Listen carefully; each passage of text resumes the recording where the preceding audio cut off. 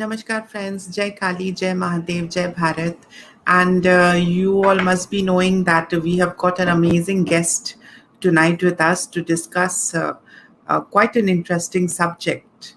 A subject that is often considered as fact and often considered as myth.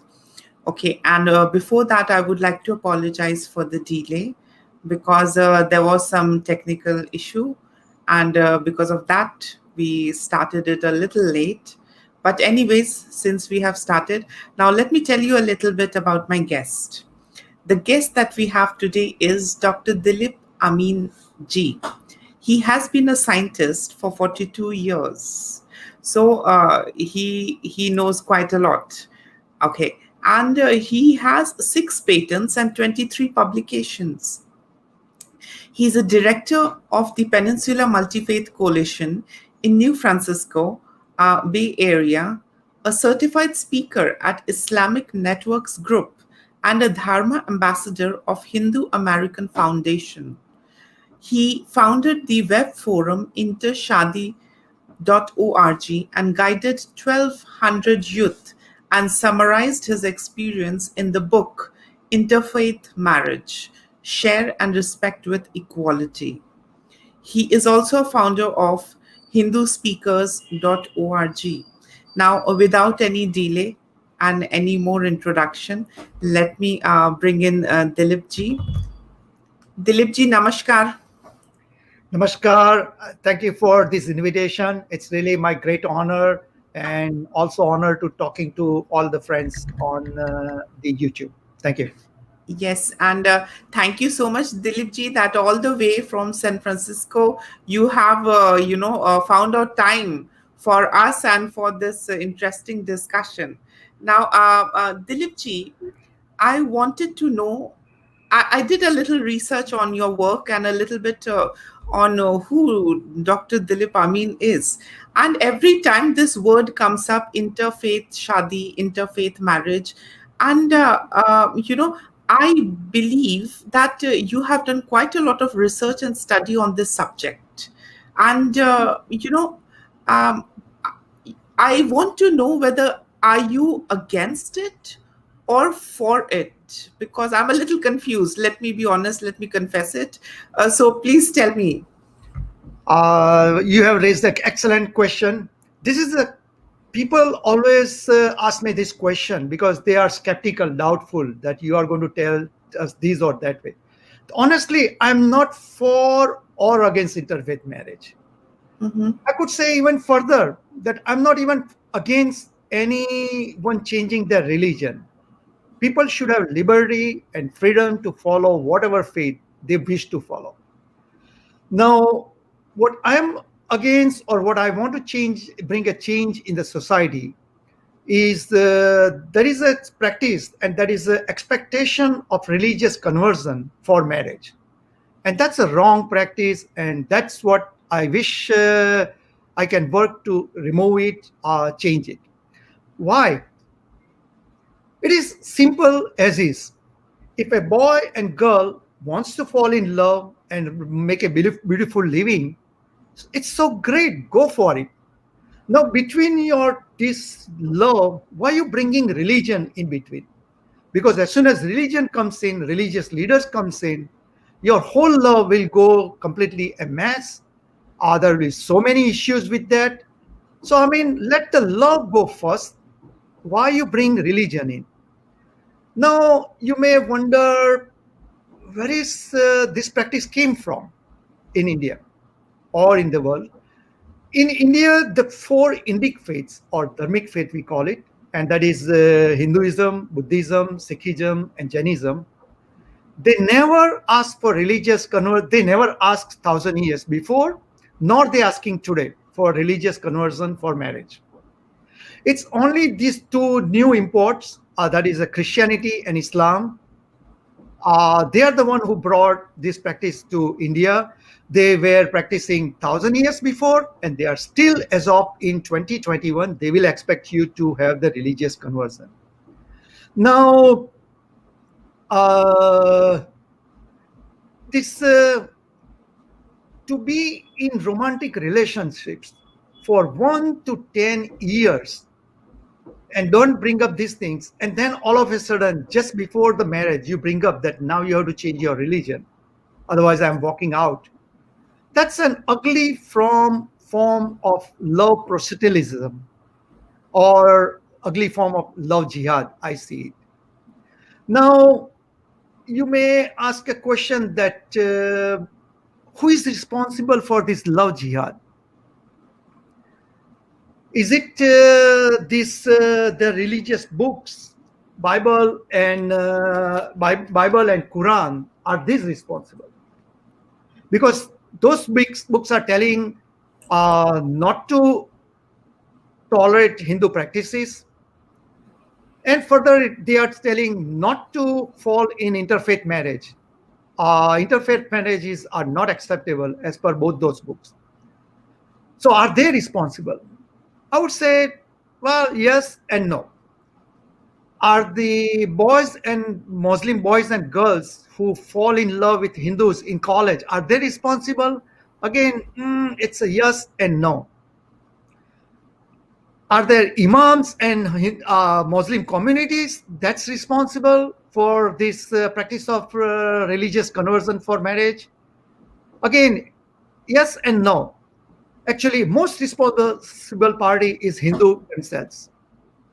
The reason is they have put up with this practice for 1,000 years. They have been converting over and over again, and I will show you all the examples in further talk. So because Hindus are converting, that's why they are asking for conversion. What I'm telling, and for last 15 years I've been working on it, Hindu has to learn one simple thing. You are in love relationship with Christian or Muslim, they ask for religious conversion, you simply says, no, no, no, I will not convert. And if everyone start doing this way, ultimately they will figure it out that this trick will not work, and they will learn it and they will stop saying it. So the practice is there for last so many years. It's because Hindus are tolerating it, they are putting up with it, and that's why it's going on. Now, in this discussion, as the title is, what is reality, what is myth, and what are the take-home messages? So most Hindu parents, they think that their boy or girl will never fall in love relationship with Christian or Muslim in colleges or workplace. That's a myth. The reality is that it could happen. So the take-home message, I would describe it, if I use an analogy, that it's like a COVID-19, what is going on right now. You assume that your son or daughter may fall in love relationships, and you get prepared from it right now. Just like COVID-19, if you prepare for it, and if it doesn't happen, it's a well and good. And if it does happen, at least you know what you need to take care, and you'll be prepared for it. So that's a message I'm here to convey to you. Okay. I have got a small little thing that I want to add in over here.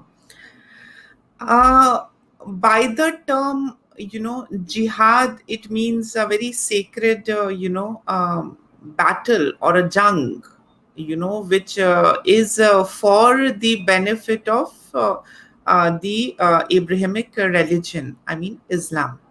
So this is what I knew from childhood. I mean, I'm not a scholar, but I knew this from the childhood because dad and uncles, they all used to talk about all these words, final battle and blah, blah, blah.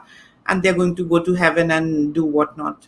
So, and also, I have seen there is quite a lot of celebration happening. Like in the society, I grew up in a small city, and one of our neighbor had married a Hindu. My neighbor was a Muslim and he married a Hindu. And for 1 month after their marriage, everyone started saying, I mean, in the neighborhood, that the marriage is haram, haram, and haram. And the offsprings will also be haram. It's all bad and not good, and he will burn in hell. And after 1 month, there is an invitation card that comes in a house, and it says that they are doing the nikah again. First they had some legal wedding thing done, and they are doing nikah again, and the girl is accepting Islam. And then I after the card came in, and then within a day I started seeing pandals being put up, and lots of cattles being brought in, to be butchered, and big containers, and lots of food is being prepared, and a huge party was thrown. And the entire brotherhood and the community stood united, and everybody, in fact, was praying. Like, before we went, we went for the dinner, and before the dinner, an imam comes and he prays, and he tells us to repeat that more and more of such Muslim brothers should give deen ki dawat, deen ki dawat to these devil worshippers and the kafirs, and more should be brought into this fold. And I could not understand even one bit. I asked my mother, Mom, what is happening? And then she just pinched my ears, and then she said, don't ask questions in the wrong place. I'll tell you later. When you grow up, you'll understand what it is. So this is what I saw. But there was no battle. I saw a little bit of abuses and targeting before, till the time that girl had not converted to Islam after her legal wedding. And then all of a sudden, outburst of joy. Everyone is giving gold and lots of money gift, and everyone is praying that Allah gives more motivation to such people.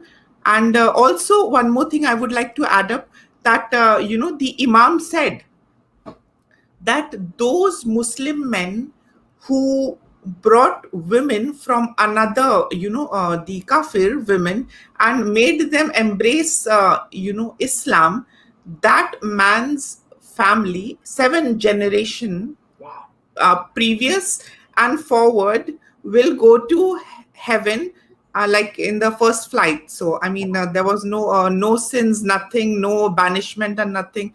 They are going to just land in heaven, despite of all oddities. So this is what I knew about what you are somewhat talking about. It was not addressed as love jihad in our community. Let me tell you this. It is not addressed as love jihad. I think it's the outer world that it addresses this phenomenon as love jihad.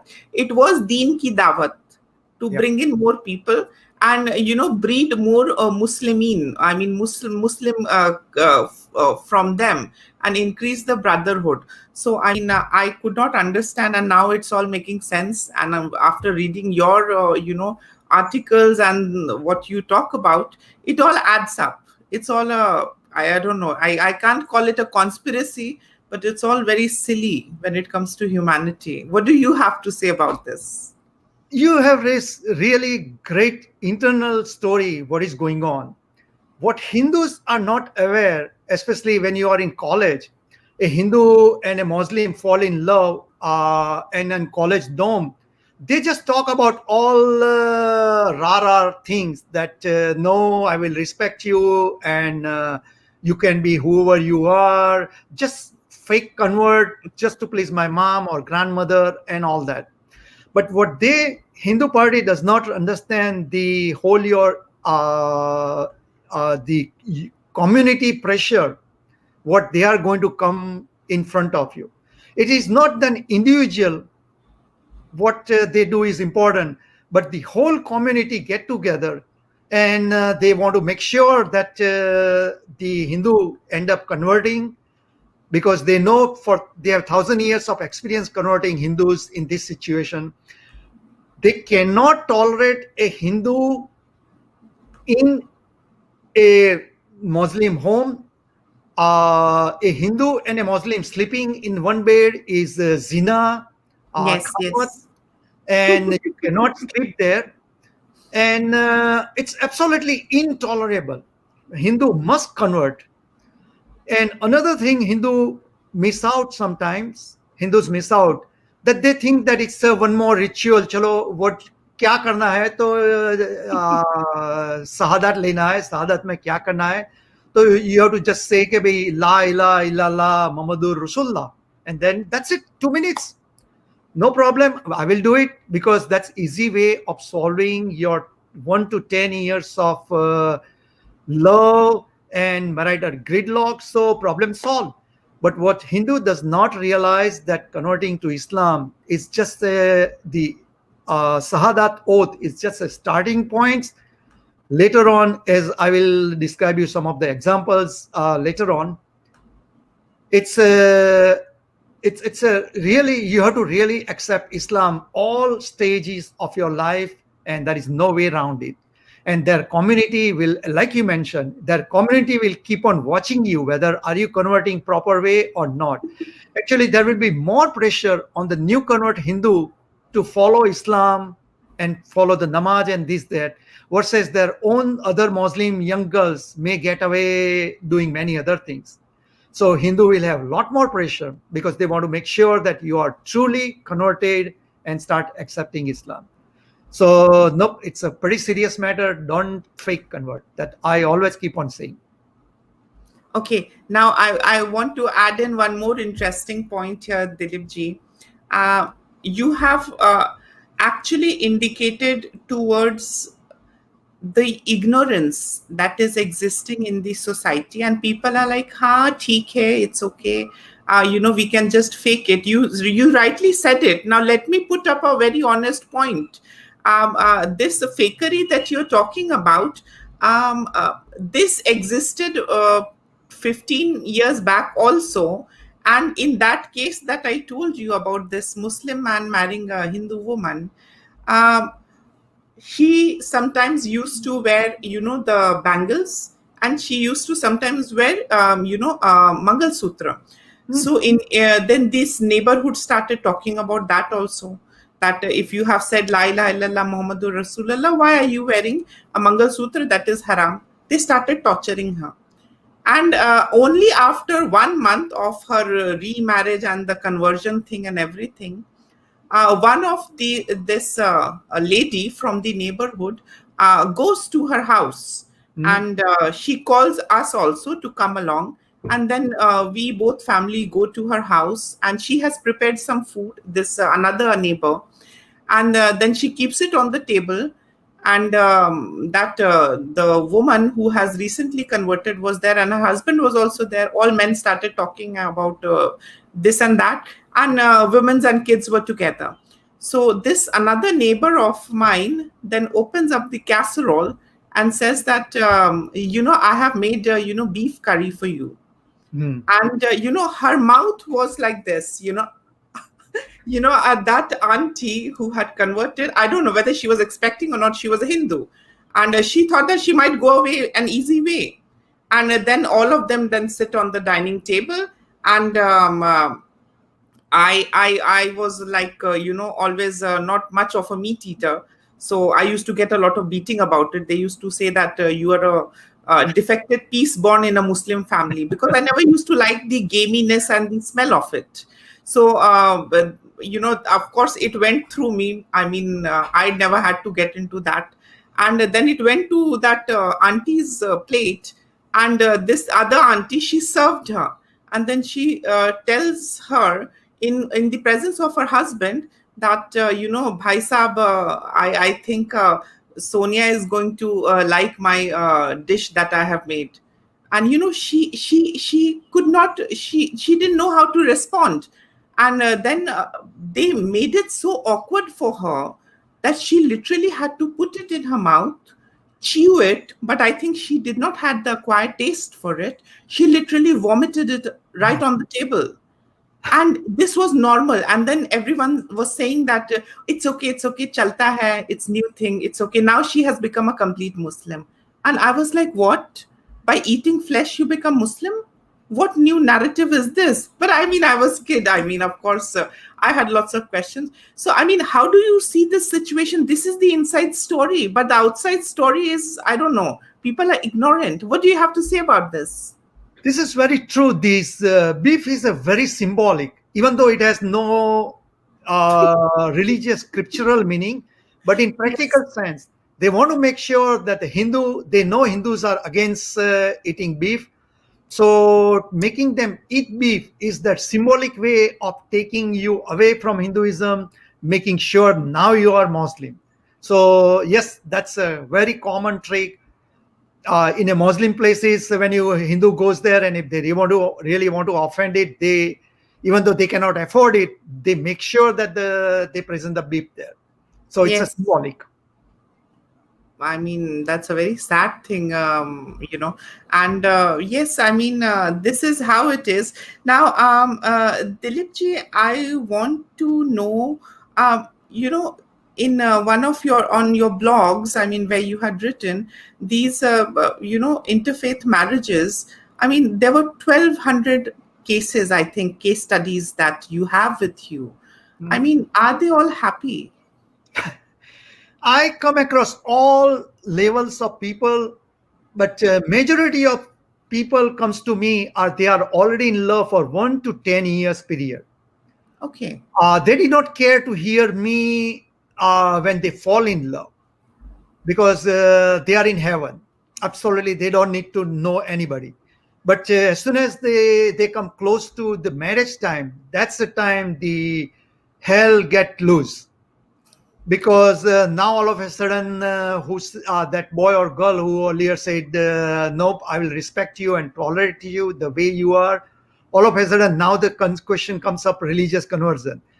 Invariably the Muslim boy will keep, or girl, whoever is the party, they keep on telling Hindu that, this is just just you do it to please my mama. Inside Yes. us, in our bedroom and all that, you can do whatever, you can do puja, I don't care. I'm very open minded, I'm very progressive. Just do it to please somebody. So, but again, the Hindu party always has a struggle. Wait, but we never discussed this thing for 1 to 10 years in our love relationship. Why are you bringing this up?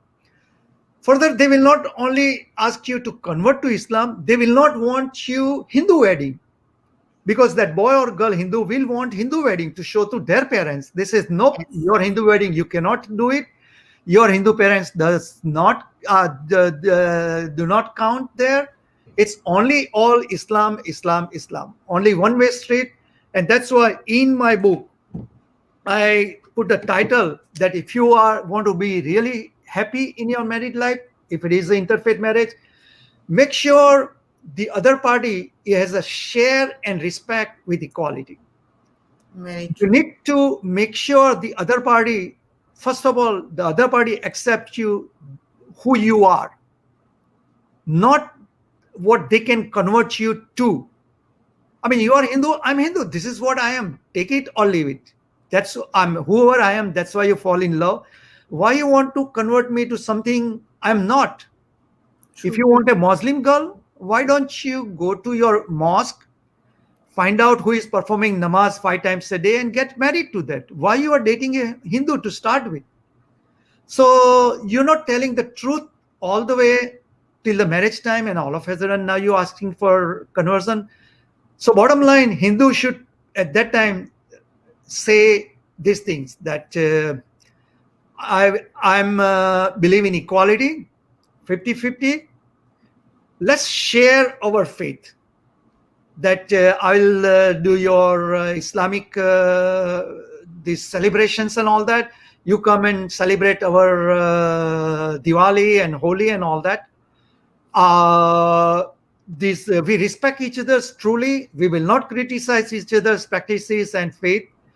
Let's say, for example, I'm doing my Ganesh Puja. You're not going to criticize that this is an idol worshipping, because when you worship to your Kaaba, I will not say that's your black cube idol you are worshipping to, nor you worship. So I'm not going to tell you are also idol worshipper like a Jesus cross. That's an idol. Nor you go to say Ganesha is idol. And equality, everything 50-50. And this is the most important point and make and break point. The children raised from this interfaith marriage will be also 50-50. If you have two child, one child could have a Muslim name, other child should have Hindu name. Take them to mosque one day and mandir second day, church to third day. And the other party, if the other party says no, no, no, no, that's not possible, child will get confused. tell them, don't worry, child will not get confused. In India, I have seen many Hindus and Jains, they marrying together, and for years, that child is not confused. In America, do you know Barack Obama, the former president? His father was Muslim, mother was Christian. So, and Barack Obama had equality. He was given exposure to both the faiths. But when he was adult, age 22 in Chicago, when he was in college, he made his own choice what religion he wants to follow. So that should be the mantra for any interfaith marriage. Whoever child raise, you're not going to put a label that child is this or that.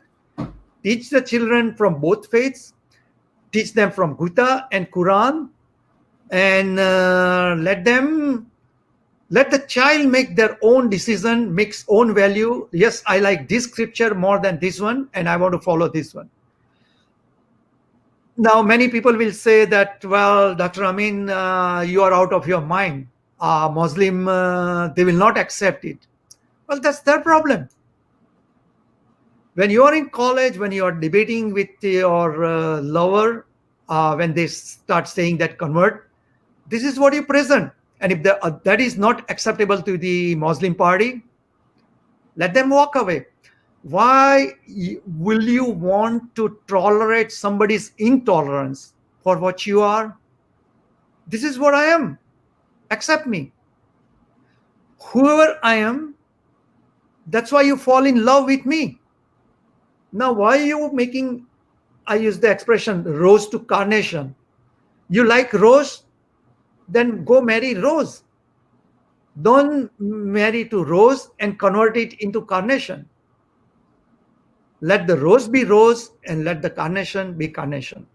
Very true. Let's learn to respect each other truly, honestly, and stop this jihadi business for sure. Okay. Now, with this, I come up with my next question, Dr. G. And Amin Ji, that question is, I had been hearing of late in the news, love jihad is there, then education jihad is there, then land jihad is there, and a lot of jihad is coming up. I think it already existed since long, but the names are being allotted, specific genre. So I want to know, is love jihad just love jihad, or there are some subcategories or different branches which I'm unaware of? Excellent question. I have come across, and there are, I will say, let me describe some 7 jihads if you have time. Yes, please. The first one, we will actually look at the term jihad, what that term is. I will also describe jihad based on scriptures, and that's my own definition, how I define jihad based on scriptures.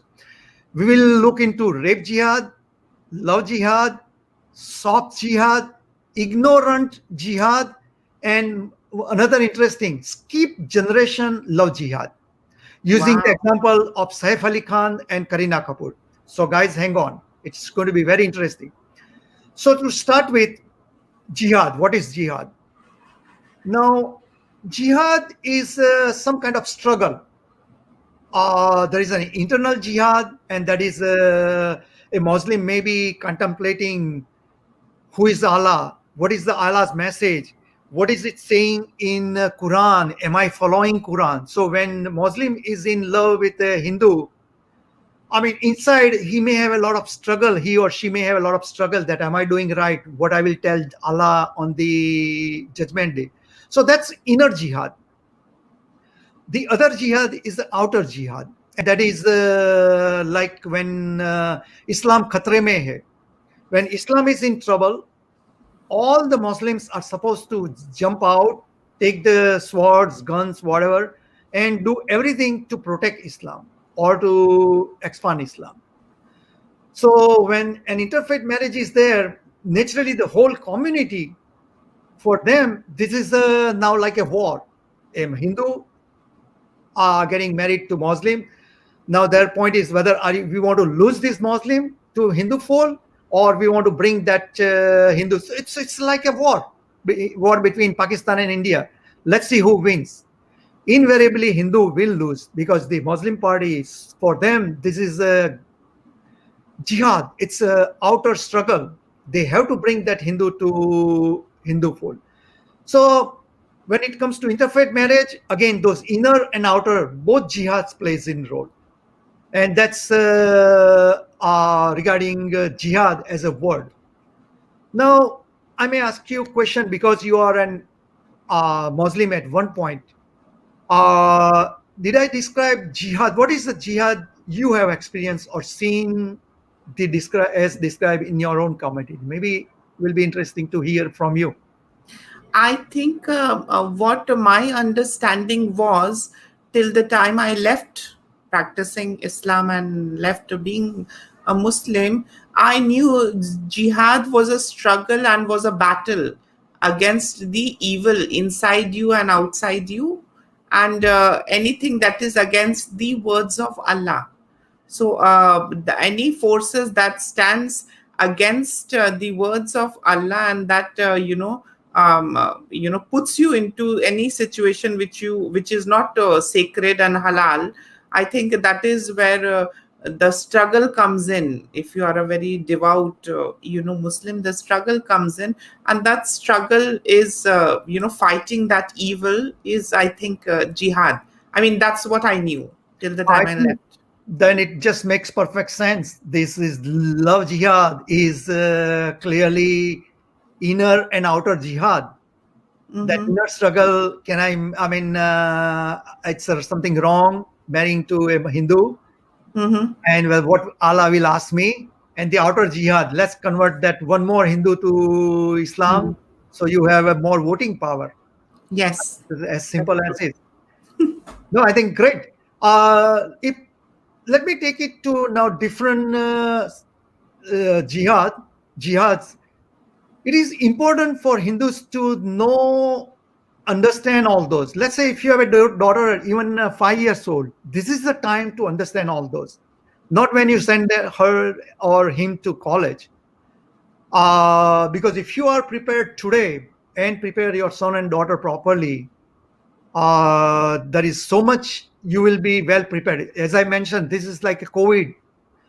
If you hear this presentation for next 1 hour, it's like your COVID vaccine. It will protect you for lifetime from these jihadis. So I'm please sure. hear it out. Yes. Now, I describe jihad scripture wise. Let's see. Quran 221 says that you will shall not wed a pagan woman. Pagan meaning unbelievers, idol worshippers, like Hindus, Hmm. unless they embrace the faith. So Quran is clear, and Quran is something Allah's word, and every Muslim takes it literally. They must follow it. Further, it says that a believing slave girl is better than an idolatress, though she may please you. So a Hindu status in Muslim's life is less than a slave girl. So if you are in a college and boy tells you that now you need to follow Quran 221, you have to understand boy is thinking that you are worse than a slave. So are you ready to put up with this ideology? Further, Quran says, okay, so that's a Quranic belief, 221, and actually I respect it. Muslim has right to follow whatever their scripture says. I don't have any problem with that. But I have problem is with 2430 Quran. What Quran says 2430, and our own Zakir Nayak has beautifully described. Check his video.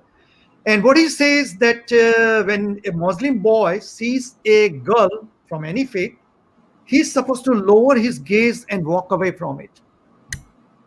So enjoying men to turn away eyes away from the temptation and to restrain from their carnal desires.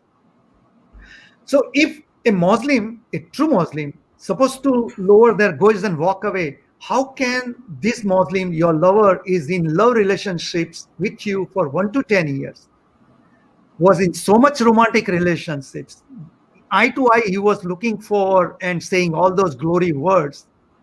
Why he ignored Quran 24:30, Allah's word, and just before marriage, now he's saying that follow 221. So, bottom line, my message is any Muslim who does not follow Quran 24:30 but will want Quran 221 is a love jihadi. That's it. So that's about love jihad using scriptures. Now, if let me move to the next topic, and that is the rape jihad. Actually, it is Is a that a jihad? Let me interrupt. Is that a jihad also? let me explain you. I have one example. Okay. Uh, but to start with, I would say that rape jihad is a myth, and people, if Hindu fathers should not teach their 5, 10 years, 15 years old girl that look what Muslims are rapists and they will for rape jihad, because it works against them actually. So let me explain you why I'm saying this thing. So uh, this generally in media, the narrative has been created that these Muslims are bad, they will fall in love with you, trap you, rape you, and ultimately sell you off to Saudis and all that. But in reality, it's, I mean, it does happen. I'm not saying it does not happen, but it's not, that's not what Muslims are. When you give this narrative to your own daughter and keep on telling those things 2 3 times probably in her lifetime till she goes to college, and when she goes to college and see there are other Muslim boys and girls and they are wonderful, nice, helping, caring people, and they are there for 40 years and they never did anything wrong and all that, then what Hindu thinks that, my dad told me already 4 times, I remember, if I recall it right, that Muslims are this kind of people. But I made 10, 20 Muslim good friends and none of them were like that. So that means that my Hindu parents was racist, intolerant, had an Islamophobia, and he was absolutely wrong.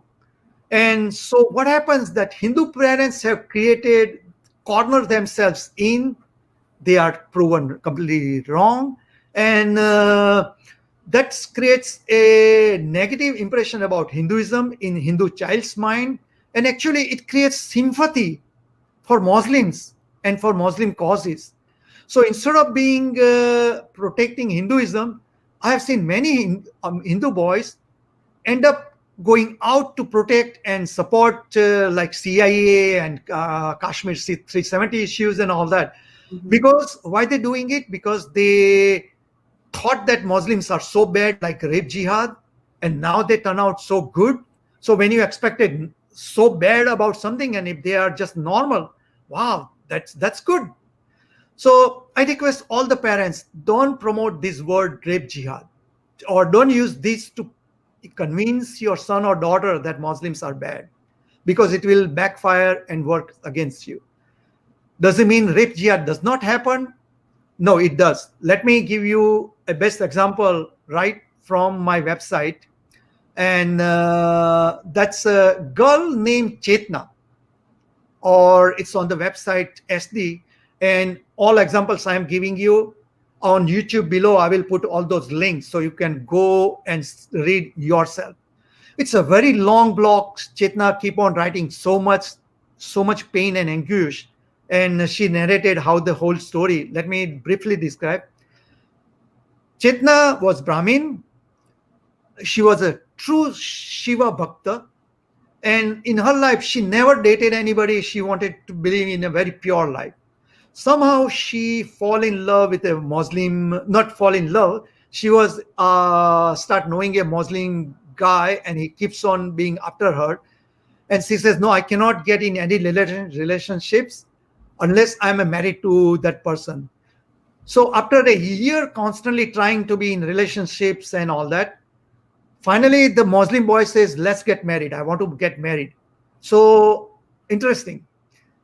This Muslim boy, his two Muslim friends, and this Shiv Bhakt Hindu girl, Chetna, four of them went to a Shiv temple Pujari there performed the rituals, and he announced them men and women, married people, and bless them, and they walk out.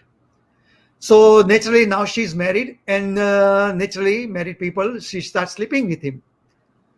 She realized immediately that this marriage, Hindu marriage, meant nothing to him. It was only a way to take this Chetna girl to bed. Simple. So, in that respect, this was a clear rape jihad. She was raped under the pretense that this is a marriage. Marriage had no meaning. So she came to me. So I asked her that, wait, when you perform that wedding, you must have a photographs of it. She says, we took the photos, but that guy got hold of it. He tear apart all of them. So she has no proof left. I say, how about that Panditji who did it? Says, Panditji, I don't know, it's already 3 years past. I mean, I don't know, probably that Pandit even remembers that who she performed to. The mistake this Panditji and all Pandits who are listening to this, when you are performing a wedding, you need to ask who that other party is. Here, Pandit did not even ask whether you are Muslim or Hindu or what. Further, Pandit should have made a marriage registration under Hindu Marriage Act, which he did not do. So as far Indian government is concerned, they are unmarried. It's never registered. So ultimately what happened, that that guy started pressuring her to convert to Islam. So much pressure, she was actually beaten on and off. That's what she keeps on saying. It's a very sad story. Please read it on the blog. Ultimately, she had to convert to Islam. They went to Jummah Masjid and got converted. She has to start wearing hijab, start reading Quran. And still she keeps on telling me that in her heart, it's a Shiva sitting there. There is no way nobody can remove it. But outside, she has to act like she's a Muslim just to please the guy, because if she does not, she get beaten up. So that's a true case of love jihad. So this cases happens, but in rare cases. Now, what is the take-home message for parents? I asked Chetna, I mean, he's a dishonest man. He trapped you and he's beating you. I mean, you're a very educated, respected person in the society. Why you just dump it and get divorced? Get out of it. You know what she says? She says, I'm married to him in front of Shiva, my Lord Shiva. And it's only one-time marriage. That's what my parents taught me. So I'm supposed to be with him for 7 generations. I say, my God, parents, don't teach these kind of things to your daughter. Don't make them a thing to be a slave of your husband. That husband does anything, you just put up with all kind of shit and put up the life like that. Make them proud of themselves. If the husband does not follow his duty to be what husband should be, truly respecting who you are, then he does not deserve to be husband, and that it's okay to get divorced. So parents, don't make your daughters the thing for your preparing for their future husbands. Make them to be proud who they are, and make them to respect their own self, and along with respect everyone else. So that's a take-home message to all the parents and all Hindu youths, not to put up with this crap. If you feel your husband or boyfriend is not falling on lines, you have right to stand up. Be truthful to who you are, and if you be that way, in a long run, you will be happy. Okay. So I think this was a deeper insight and understanding of what the term rape jihad stands for. Now, Yeah. you also mentioned love jihad. So, I mean, how come? I mean, there are so many variations that you just talked about, and I'm failing to understand. I mean, how it is all different, and yet you have proven that an example, and that clearly says that yes, such thing happened, and it definitely comes into the category of rape jihad. I mean, at least I cannot deny after hearing this story. And now coming to understanding the various jihad, how would you define then love jihad? Yeah. So last case was truly a rape jihad. It was not a rape by force, but it was rape by fooling somebody completely. Yes, yes, yes. So, but again, in most cases, other cases I have seen, the Muslims are they are not that way. They are, I mean, that's an extreme form of it. Most jihads are, love jihads are let me give you another example. It's Dr. S. That's the name he uses on my website. On website, it's an open forum, so people use whatever name for their privacy. So what Dr. S says, I mean, apparently he's a doctor, physician, and very highly educated. He was in a love with a Muslim girl for 5 years. So I mean, that's a long time. So apparently that Muslim girl is not a Muslim according to Quran 24:30. She's already in love for 5 years. That's not a short time. What Dr. S proposed her and wish she's a Muslim, you remain Muslim. And further, you marry me, you don't have to do Hindu puja and all that. So he's very respectful to what she is and wants to respect her truly what she is. But now, before the marriage, she says, you cannot marry me. The Muslim girl says, you cannot marry me. Dr. S says, why not? We've been dating for 5 years. Why you cannot marry me? Says, if you want to marry me, you must convert to Islam. Further, and most importantly, she says, you have to raise children in Islam only.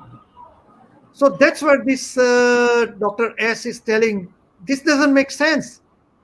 We've been dating for 5 years. I'm willing to respect you. Why you cannot respect me? Why the child has to be raised only in one faith? Why not both faith? So that's where he came to me. And so this is a sort of a classic case of love jihad. Somehow they fall in love. And then uh, she brings up, ignores 24:30. And now she says, marry, then 221. So that's why I call it a simple case of love jihad. Now, again, here the take home message is any Muslim falls in love with you or at dating time says, or ask you for dating, you want to go for coffee, tea. So immediately you should ask them that, are you a love jihadi? It should be in your mind. So ask them, tell them, Quran 24:30 says you cannot see a boy and girl eye to eye with romantic relationships. Are you a Muslim? Naturally, yeah, Muslim. And they will also always say that, oh, no, that's not what Quran says, 24:30. Ask them to see Zakir Naik's video. He explains it beautifully. So, I mean, how can Zakir Naik be wrong saying it? So, make sure that party clearly understands that you are Muslim, you're not supposed to fall in love. So, why you are trying to flutter around me? Further, also bring up very early that marriage time you will tell me to convert to Islam. Are you going to be ready for it? Are you going to bring up naturally that boy or girl in college? They even don't know that this day will come. And they says, no. My parents are very open, progressive minded. Tell them, let's go meet your parents. And right away he says, oh, no, don't tell my parents. They will kill me. So if you understand all those things and bring up all those discussions way beforehand, then you will find out if that party is a love jihadi. If he's a truly honest human being, go love them. So that's what I said for love jihad. If you want, I can bring up another case, and that is a soft jihad. Yes, I was coming to that. Yeah. Yeah. Actually, this soft jihad is I have published that article in Hindu Post, and again I will put it on below the link so you can read it. It's interesting that I call it soft jihad because this guy never asked the Hindu girl to convert, but still he's a love jihadi. How can it be? So they are never married, but and nor he asked the Hindu girl to convert. So here is the girl. Girl name is Aditi, 17 years old girl. She was when she was at home at in high school.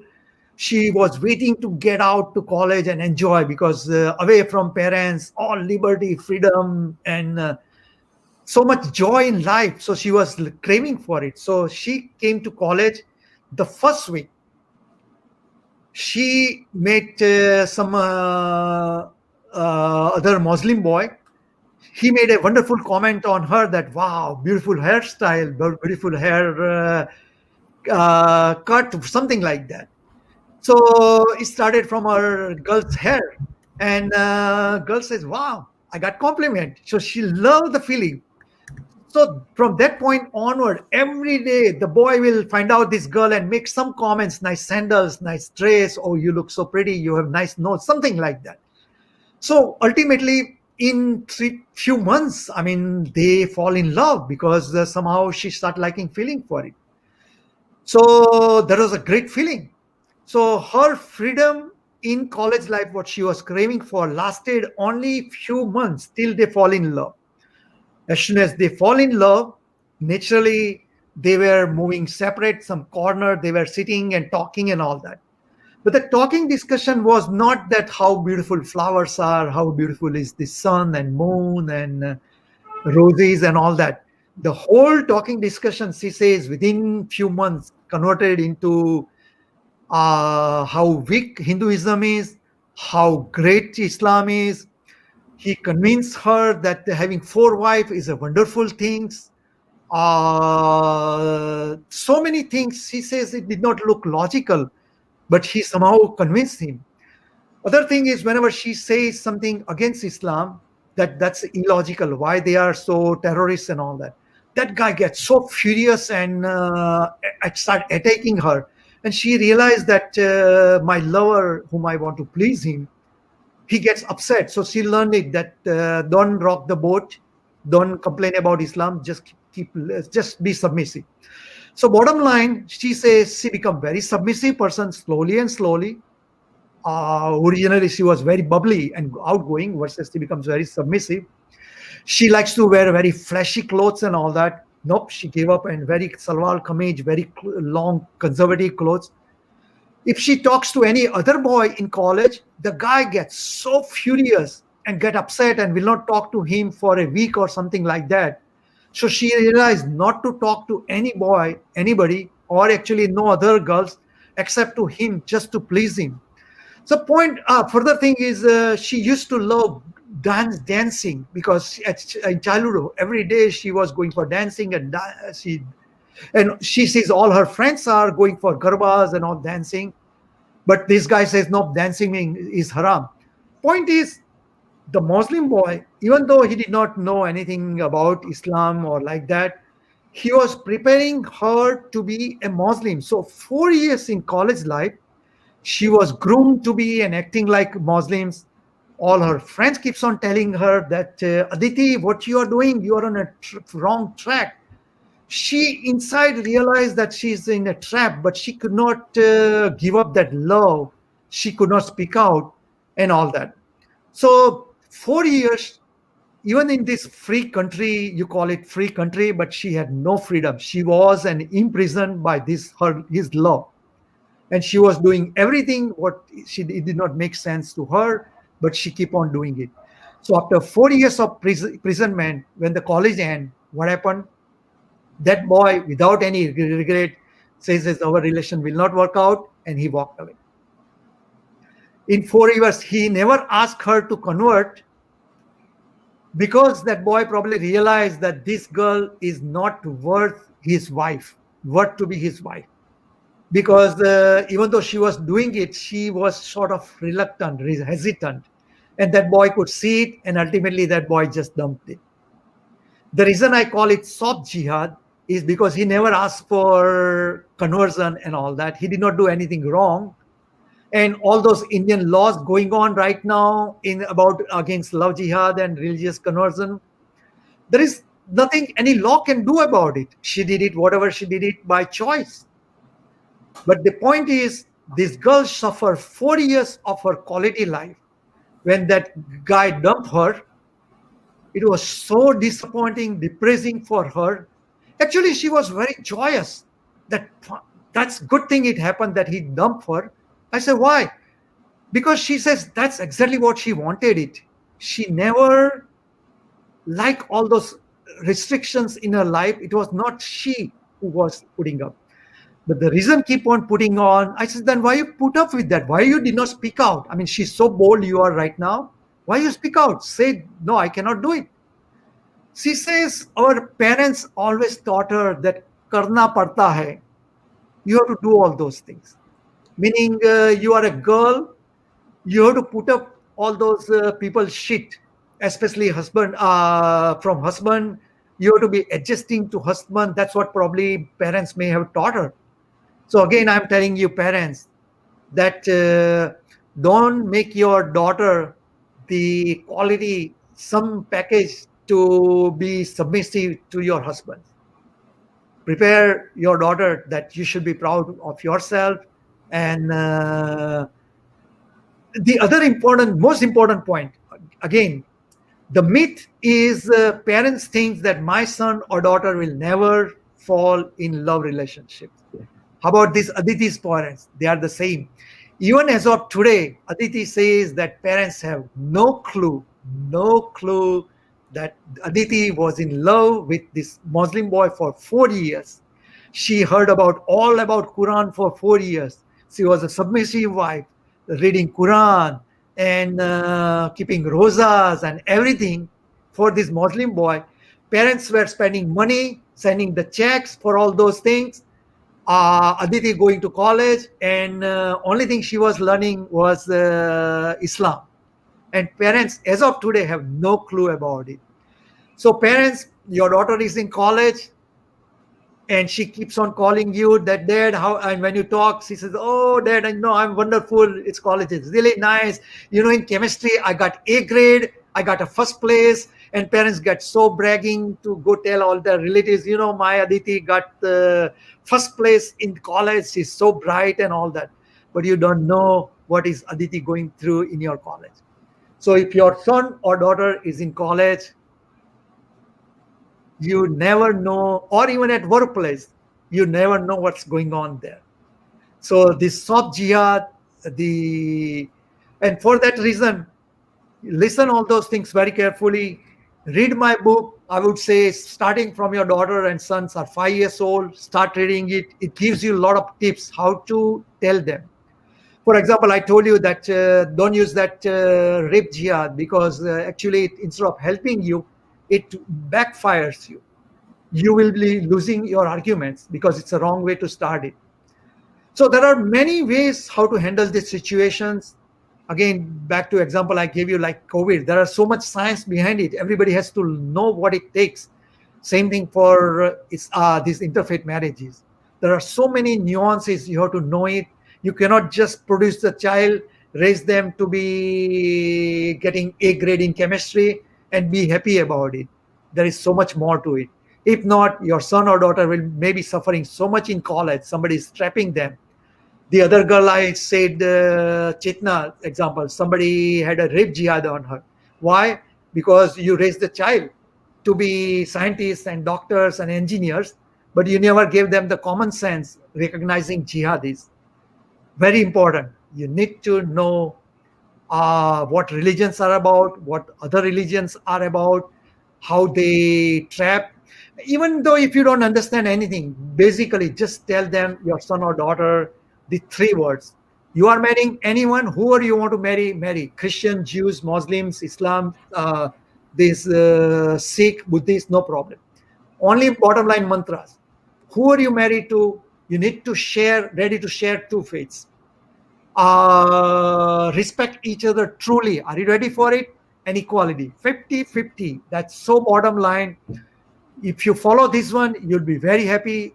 you are married at age 20, even after 70 years, at age 90, you will be very proud of yourself that you married to this Muslim or whoever that party is. Nothing wrong with that, provided you have an equality.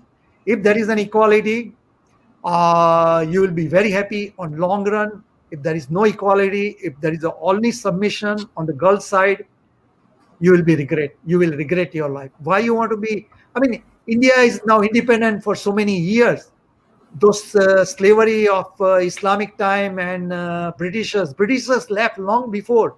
Why are you teaching your child to be slave of their husbands or whoever other space?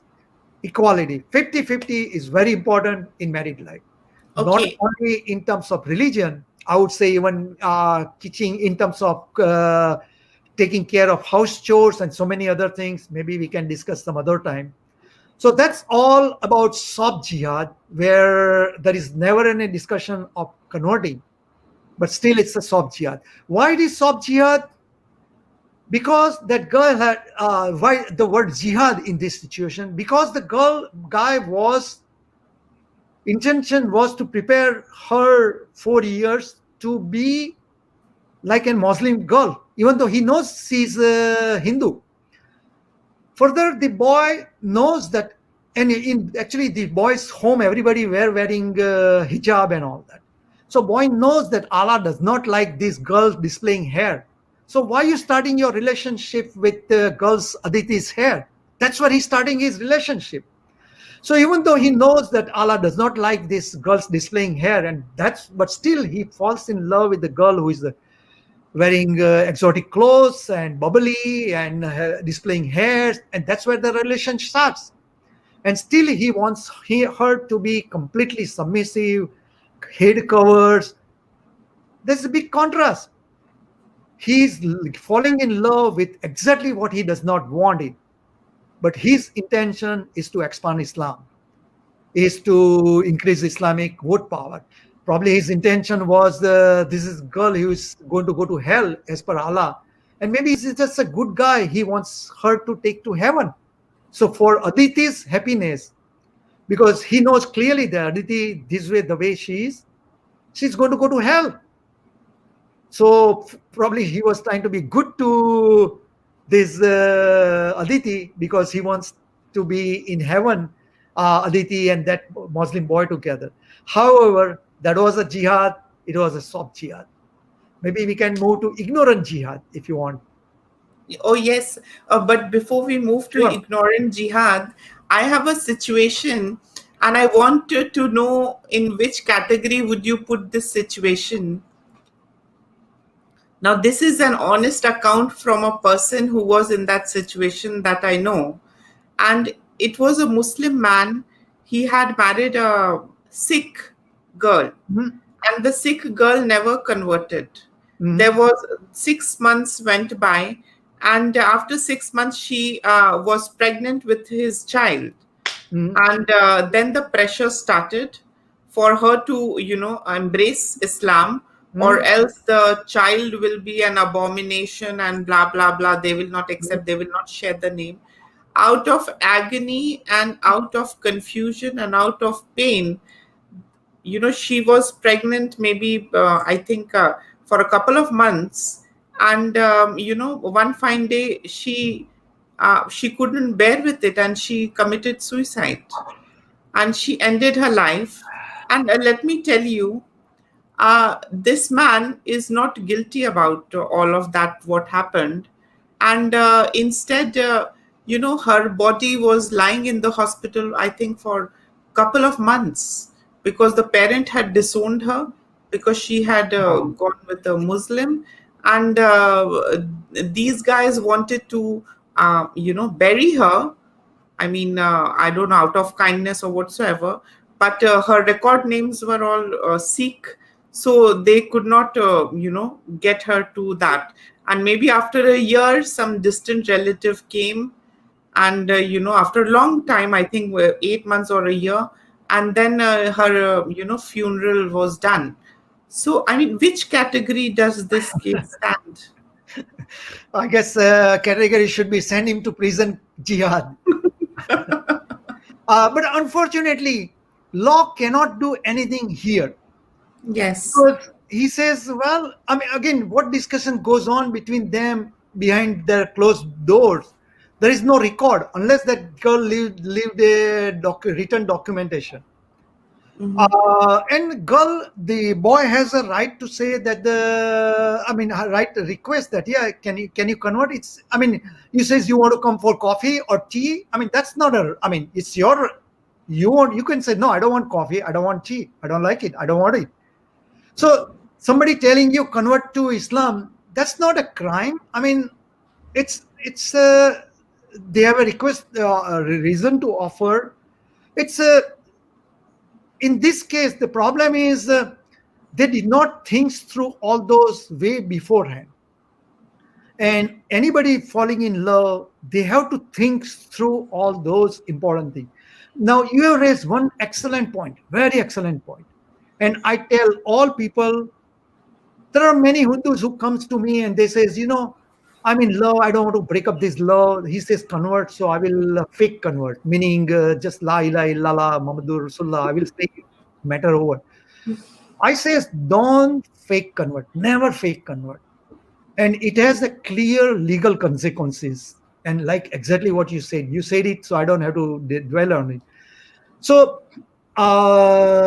let's say you got married, you converted to Islam, and then you are going on honeymoon. So here you are driving, and there is a car accident, and you are no more. You are dead. Okay, so your dead body is there. Your Hindu parents take your dead body. It's lying in their front home, and they are ready to give final Hindu rites.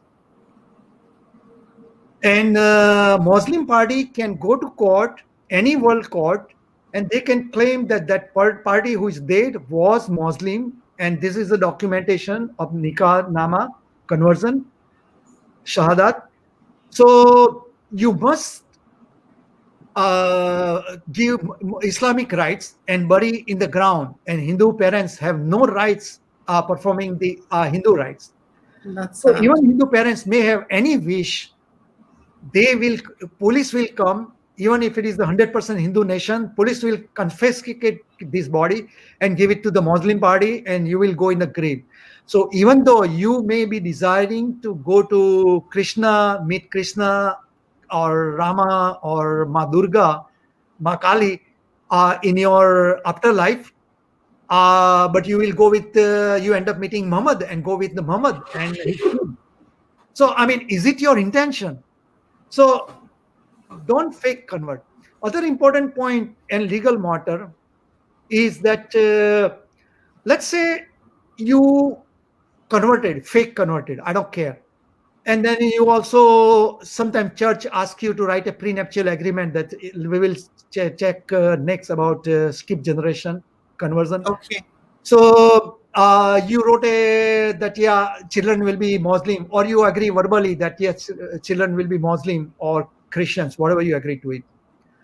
And let's say marriage, you have 2 3 children, and somehow 10 years 20 years down the road, marriage did not work out 10 years down the road.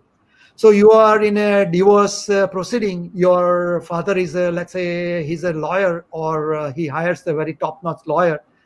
You want all your children because you love your own children, and the other party wants children on their side. So there is a fierce sheer child custody battle, and both the sides poured in a lot of money. you know your case will be dead on arrival. You will lose your case for child custody as soon as the other party shows the proof that you agreed. Child will be raised only in the other faith, because the other party can say that you are a Hindu, and you may Hindus things you will do in your Hindu home. So you cannot keep in the Hindu's home where you have a Hindu gods and all that, because the children are Muslim or Christian, whatever you agreed to it. So judge will not give, even a neutral judge will not give children to you, but instead of give it to that other party. So this fake conversion is a very serious matter. It's a very serious legal matter. Please don't do it. If you don't believe in it, don't convert. Basically, just tell them that, okay, I'm not ready to convert right now. Let's get married and we will see. If I feel like, I will convert later on, but not now. Actually, even I should not be saying this one, because the example what you gave, that's what that Sikh girl did it, converted, but as soon as the child borns, that's a problem. Islam or Muslims will not tolerate a child being anything other than Islam. Yes. Same thing for Christianity. But the interesting is when Christian and Muslims both expect Hindu to convert. But what happened when a Christian and Muslim marries together? That's interesting thing. Both believes in the same God, one God, and that is their whatever Abraham God described by Abraham or describing 10 Commandments and all that. So they all both follow the same God.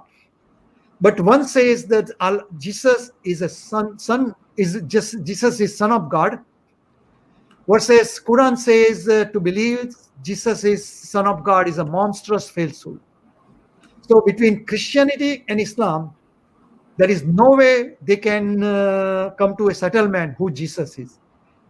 Christian wants Jesus to be son of God because that's a fundamental teaching of Christianity. And Muslims will never agree to that one. They want him to be just one of the ordinary apostles. So if a Christian and Muslim marries, there is no way they can resolve this issue. Who is Jesus? Is it just a son of God or nobody? So, but they can still marry. Christian does not have to, party does not have to convert to Islam because they are people of the book. But still, the children must be raised in Islam. Bottom line, when it comes to Islam, the next generation must be Muslim. It's a I would say that actually the Muhammad must be really super smartest lawyer. He designed these things.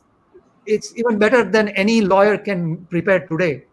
That first of all, you cannot look at the other girls, but if you do fall in love, make sure they convert to Islam. If you already married to somebody, and if that party does not stay in Islam or somehow it's not, then divorce them right away. It says if somebody leaves Islam, kill them. Anybody raised by using Muslim sperms, Muslim guy sperms, even that sperms carries Islam along with that, and that must be into Islam.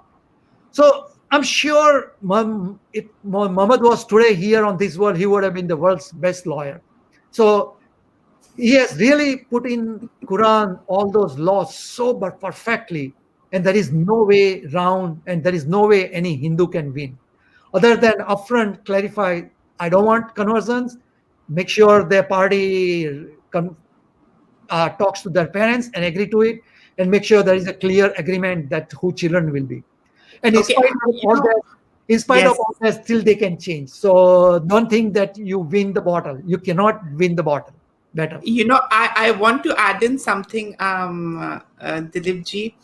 I don't know whether you have, I mean, in West, the scenario is different. It's been decades that you are there and you're working there and you have been seeing the scenario there. But in India and being raised in a Muslim background, I have seen, let me confess this, I have seen people from all religion getting married into Islam, I mean, marrying Muslims, and eventually embracing Islam. Mhm. And trust me, the clutches are very, very, very obnoxiously strong. You cannot get away with it, because now I'll add in a small little incident.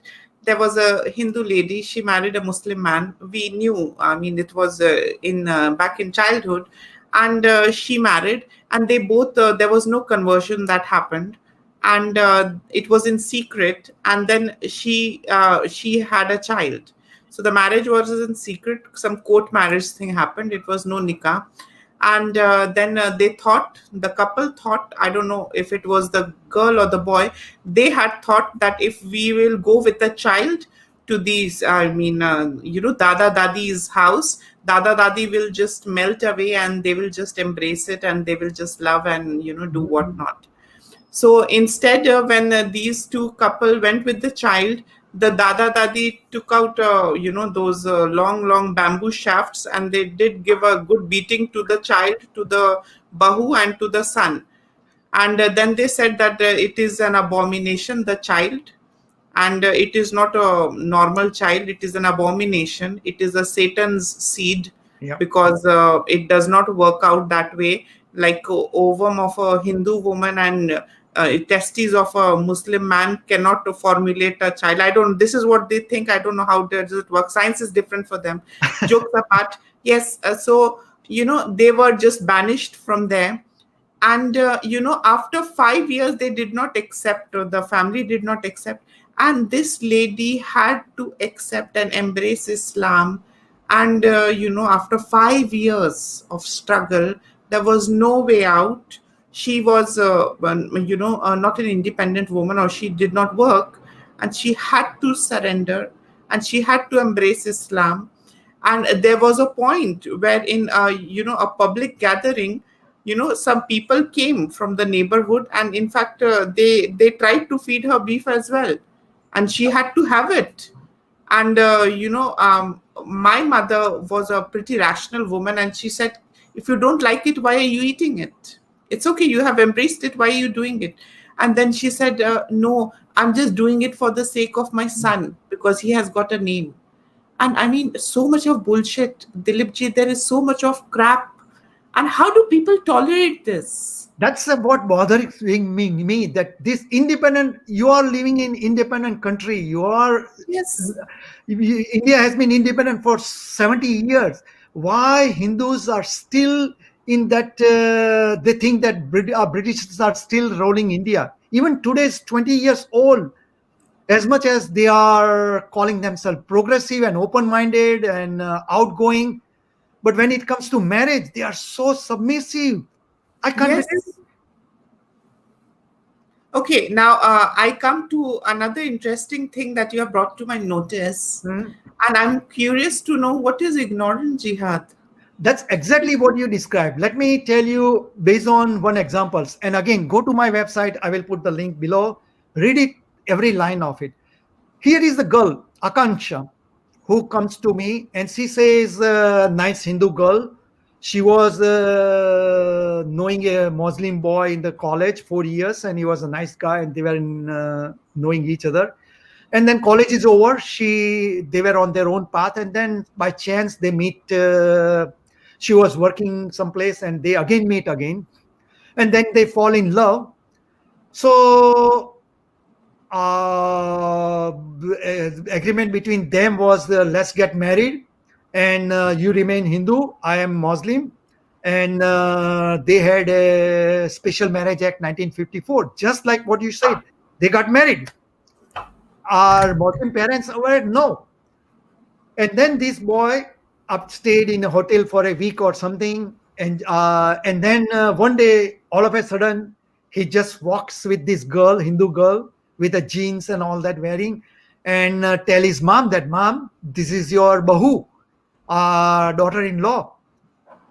My God, she's describing nicely in the blog site, and you can see on my forum. Mother-in-law says this is zina. Khala, Yes, you cannot, you are not married by nikah. The special marriage act, that's bullshit. Doesn't mean anything to Muslim. This is not a marriage. You cannot sleep with, like Quran 24:30 says, you cannot sleep with this. So she, first of all, on the very first day, separated them, husband and wife. They just got married. They want to sleep together, but they cannot even. So she isolated them. Apparently, they were well to do, so they can afford two separate rooms. She was working, made her quit the job, out. She had a Facebook account, no more Facebook account. She was wearing jeans. Jeans are history. Hijab came in, and on and on and on and on. She says within 3 months, she had to convert to Islam.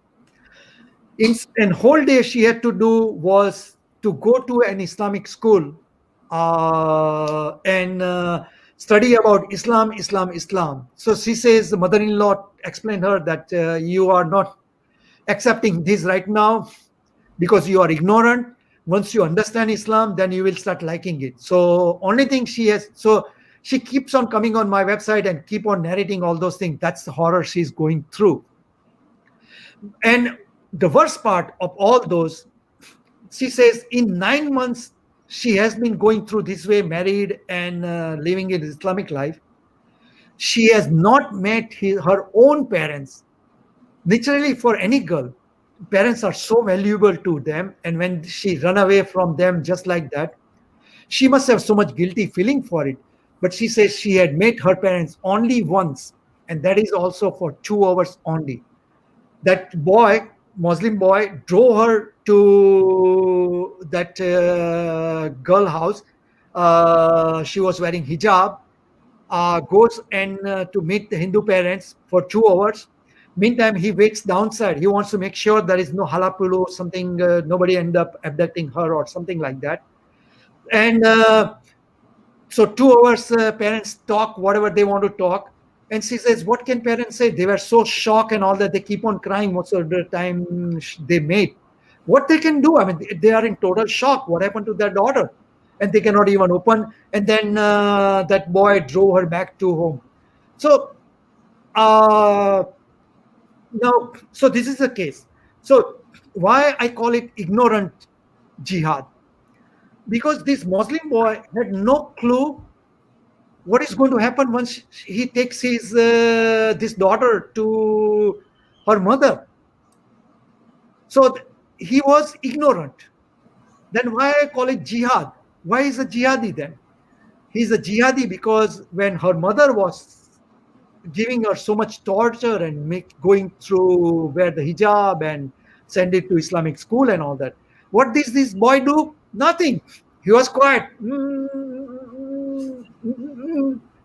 This is not my business. You, my wife, and your mother-in-law deal with you. Do what you want. I have nothing to do with it. Meaning he played a silent game. He let his daughter, his wife, goes through the pain and suffering. Let mother-in-law rule them. I mean, he's maybe he must be 25 years old at that time. He should have stand behind. Nope, this is my wife. It's our life. We are independent people. We will live the way she's going to live the way she wants it. He did not do that. The reason is, again, in his back of mind, if she converts, that's good. My mother will be happy, Islam will be happy, my Allah will be happy. And that's why I call it jihadi. He's ignorant because he did not expect what is coming, but he's a jihadi because ultimately he wanted to please Allah. So that's ignorant jihad. Maybe we can move to that skip generation. Before that, yeah, Yes. all Hindu parents should know that if you did not prepare your daughter well for practicality of life when she step out of home for college or at workplace, you will face your daughter just like this case of Akansha, and she'll be history for you. You will not even see her face. In 9 months, they met her only once with hijab and all that. So this is a very serious matter. Yes, I understand you focus so much for your daughter's getting high grade in chemistry and getting a doctor and all that. Those are important thing, but more important is what her religion will be. What is she will be like. And if you did not do all those things, and that's why spend equal time to teaching about Hinduism, who you are, what's your pride. Spend a lot of time giving her self pride, who you are. And if you give her all those things, then when she is in this situation, she can do right decisions and she'll be happy in life. Now, this girl Akansha, do you think she'll be happy 70 years down the road to not to see her parents at all and accepting Islam by forcefully, where probably who knows her heart is still with Hinduism? But she will put up with it. What can she do? I mean, it's not that bad that she give up her children and husband and family, everything, and get divorced and go to back to her home parents. Probably parent will not even accept her anymore right now anyway. So it's a serious matter. Parents, don't spend too much time on giving emphasis to those grades in chemistry and being a doctor and engineers and computer genius and all that. Give equal spend time spending teaching them about Hinduism, your faith, who you are, and make them a balanced person in life. That will help you a lot. Maybe we can move to skip jihad. I have Yes, interesting. I'm very curious to know why did you call it skip generation love jihad? I mean, why skip and how come generation is also included and the usual term love jihad? So can you please enlighten us? I've been working on interfaith marriages for last 15 years, since 2006. So I have seen how things are progressing. What I have noticed that the church were in early period they were asking Hindus to convert to Christianity by baptism, a deep in water. Now churches have realized, learned that Hindus are now getting stubborn. They keep on saying that no, I will not convert, especially in America or even in India. Many Hindus have to, they ask for conversion. They says, no, I don't want to convert. So they resist. And churches are not as powerful as those mosque and Muslim community. I mean, they are little liberal compared to the most fanatic, stubborn Muslim community. So churches realize they cannot pressure their own because the Christian boy may run out. So what they learned it that instead of asking for the Hindu party to convert, so there is the Hindu party for generations Hindu. There is the Christians who is for generations and marrying to Christians. And in this generation, they decided to fall in love. They want to get married. So, and they says Christian will want Hindu to get Christianity. Hindu says, wait, I'm a Hindu. I'm not going to move. I'm right here. So church says, okay, you stay wherever you are, but you sign a prenuptial agreement that the children in your generation will be only baptized and raised in Christian faith only. So basically, they says, okay, you Hindu, you stay here, but we will harvest the whole next generation to Christianity faith. So they skip this particular generation and taking all the future generations to Christian fold. And again, as I told you, that this prenuptial agreement is a legal document. If you are in divorce proceeding for child custody battle, you will lose it. It's a serious matter. Don't sign it without thinking.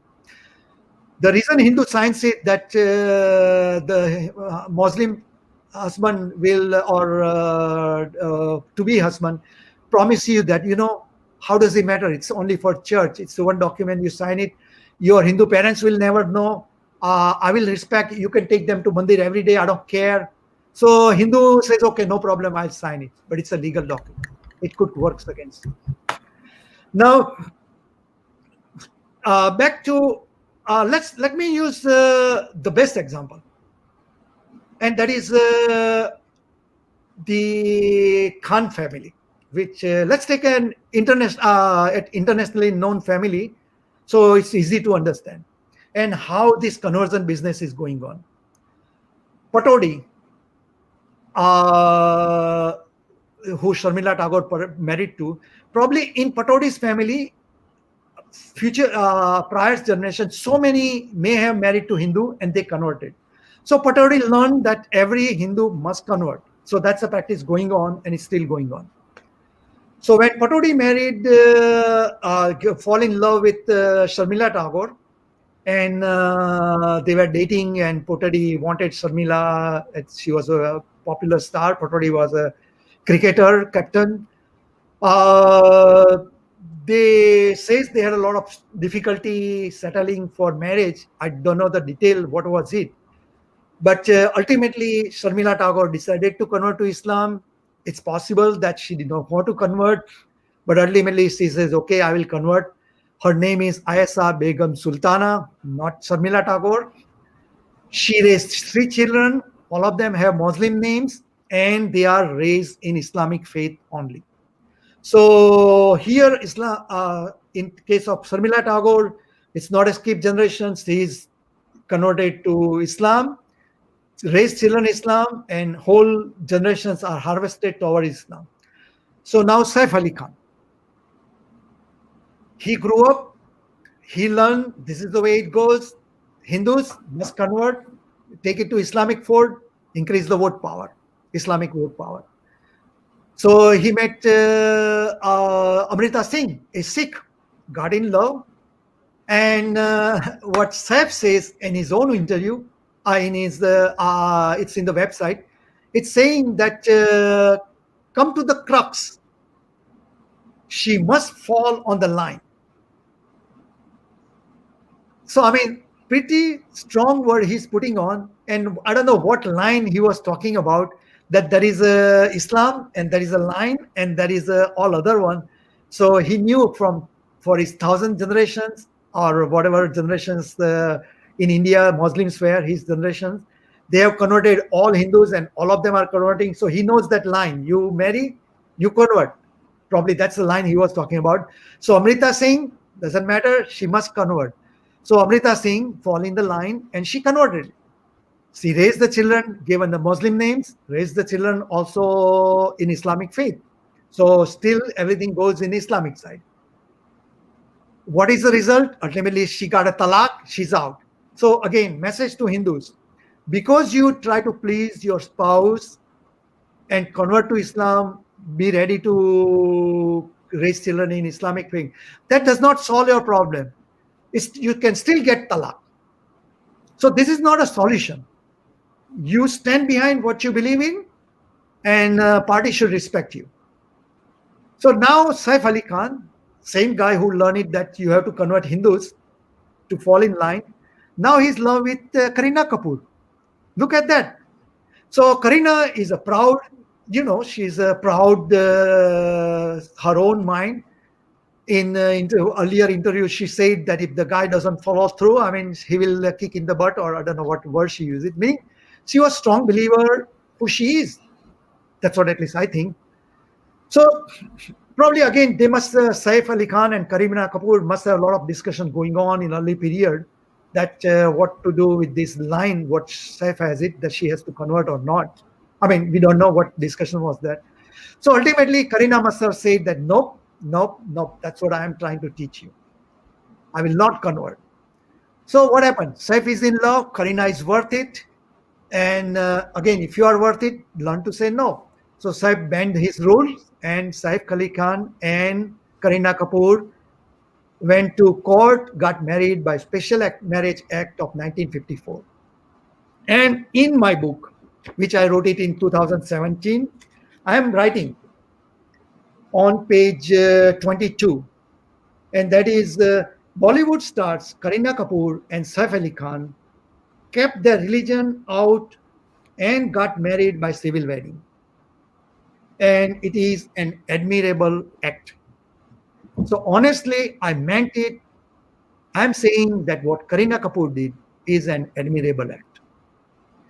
Every Hindu girl should follow this track if you decide to marry a Muslim. Again, keep in mind that many more issues will come later on. I'm not saying this is the end of it, but at least I say and wrote it in my book in 2007 based on fact. I wrote it, that admirable act. Now know that I'm a scientist. I'm not a religious leader. Whole life I do is a science. I have to have a data on my scientific mind. I have to have a data to make a conclusion. And I'm going by what data I had it in 2017. And that's what on basis I'm saying it is an admirable act. There are many people who get upset at me that you don't know Muslims, you don't know Kareena Kapoor, you don't know what will happen later on. I said, look, I'm not saying I'm going by the data as of 2017. Both married there was no conversion, and that's an admirable act. So that's a great start. Then later on, I heard that their son name is Taimur Ali Khan. Oh no.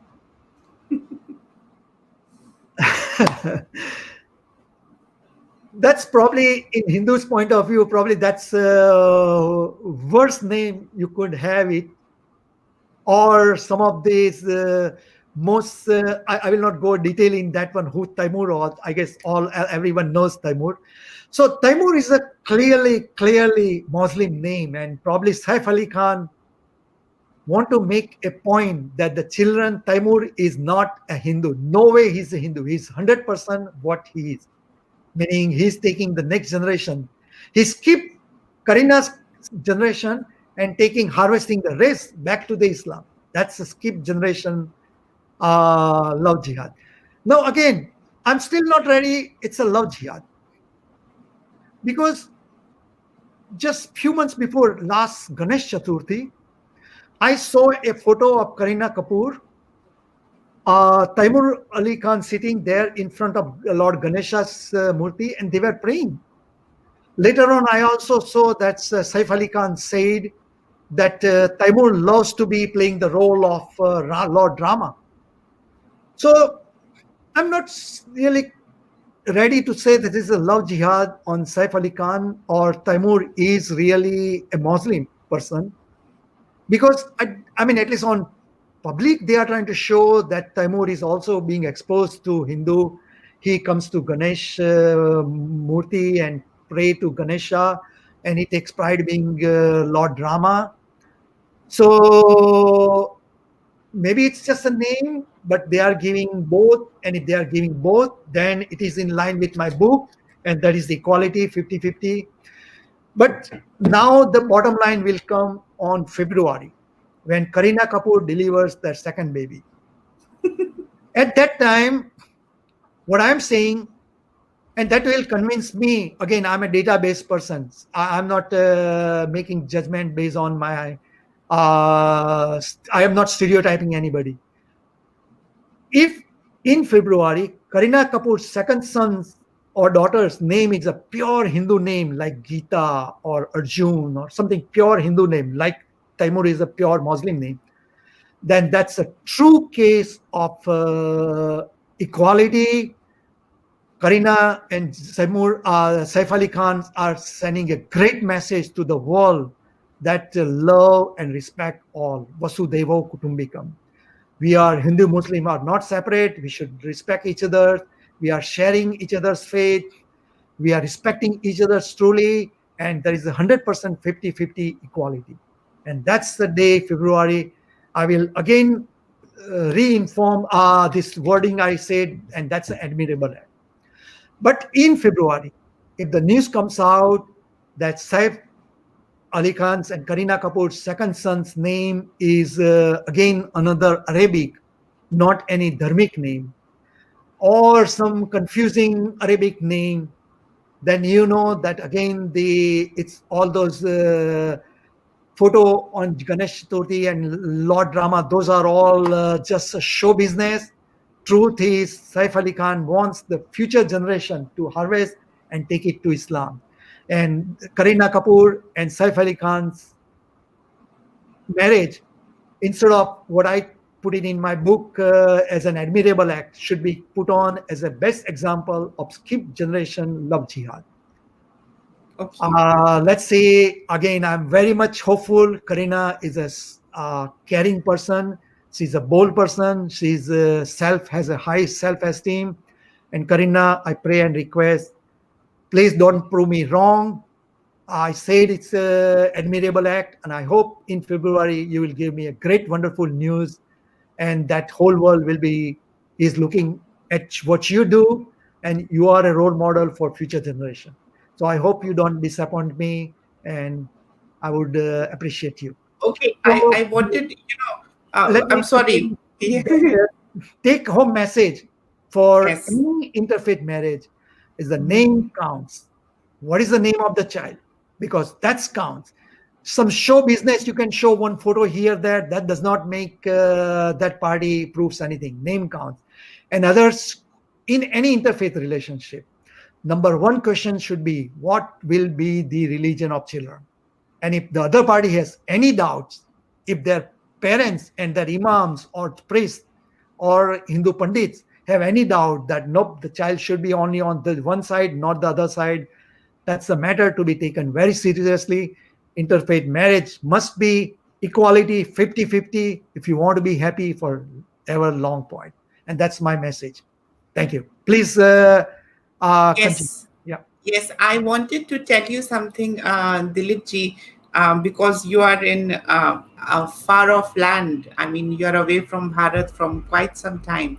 And it's only through social media that, and some frequent visits that you do come to know about what's happening. And that's how you are connected with Bharat. Very You true. know, yes. And, I have personally seen and I've personally observed that the Saif Ali Khan you are referring, or we are talking about Shah Rukh and all these Muslim actors, I think they are namesake Muslims also in a way, Yeah, because they sleep around, they drink alcohol, they have pork, they do all kinds of things which is forbidden, but they have a Muslim name.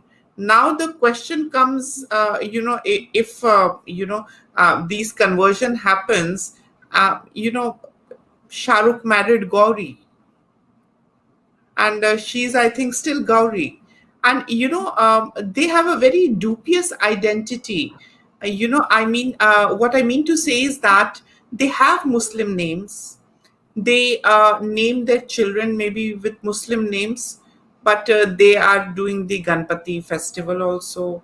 They are having alcohol. They are doing whatnot, and I mean, how do they fit, even into the category of being a Muslim? yeah. I Uh, often doubt that. the actually Saruk Ali Khan, I found it he has to be pretty reasonable. I There is a particular video where in his home he has all those Hindu gods, including Quran, and the video shows that he's teaching his children to be praying to all those, and so I think among many other Khans, Saif Ali Khan, I mean this SRK is a lot more reasonable. He's open-minded, but at the same token, for any Muslim to say that you are not a Muslim is the whole Muslim community will really go after them so fiercely, because the way Muhammad has designed the Quran and the religion. So for them, it's even though they don't care for it, it's very hard for them to go out in public and say that I don't belong to this faith. And you know it probably well. So that's why they try to hide that identity. Further, the name, that's what I say, that name, it has to be clear. Karina's child's name, like Gita or Arjun, something clearly like Taimur is a Muslim name. Many times what they do is that they put the name Shamir. For example, Shamir, yeah, it's a Hindus use the name and Muslims use the name. So in Hindus' mind, it's still a Muslim name.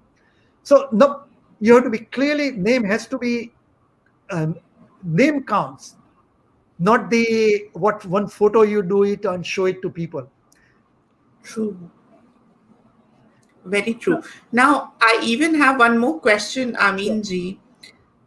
Um, for marriage, some people, you know, convert and change their religion out of their choice and free will.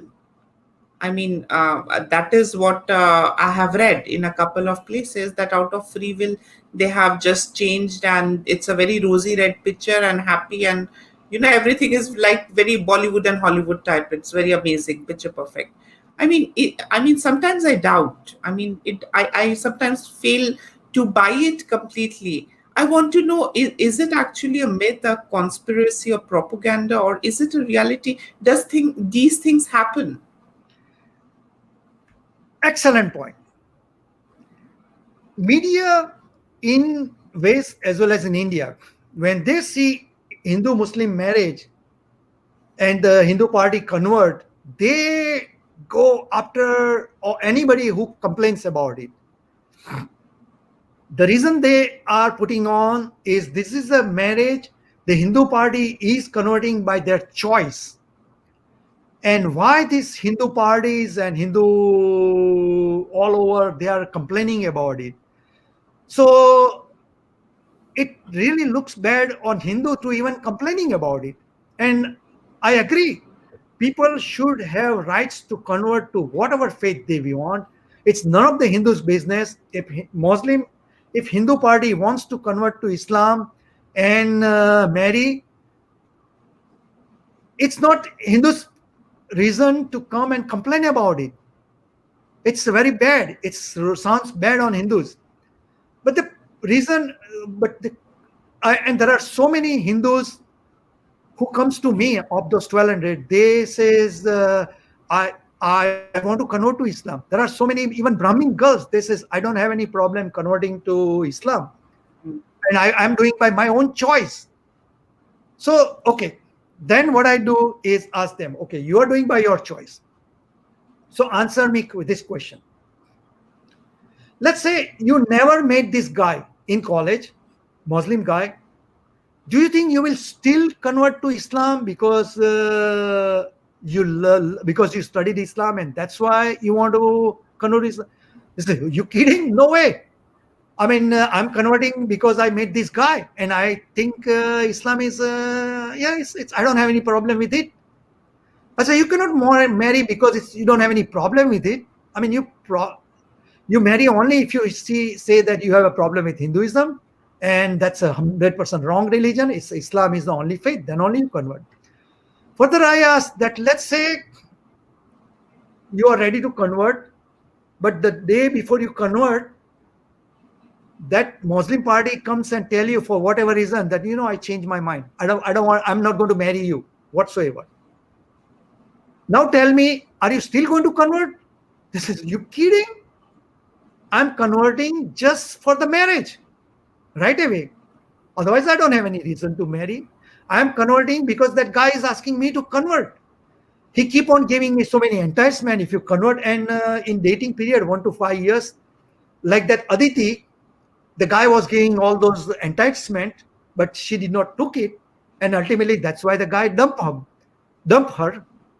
So point is, he keeps on giving enticement that if she comes close to Islam, then she gets something better reward.